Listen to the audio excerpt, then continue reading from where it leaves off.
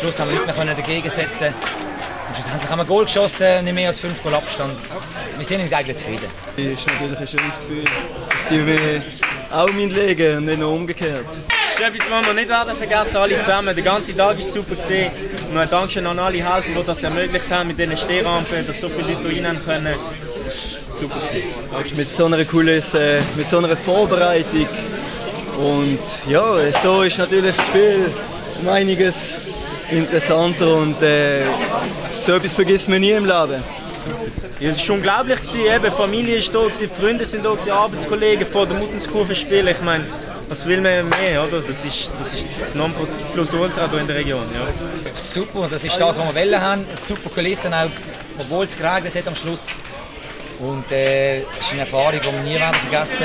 Und jetzt drücken wir von jetzt an den FCB Daumen. Ja, das ist einmalig. Ich meine, ich habe zum Urs Fischer gesagt nach dem Match so. Jetzt sind wir draussen, jetzt holen die den Pott und sagen, ja, es ist noch ein langer Weg und so.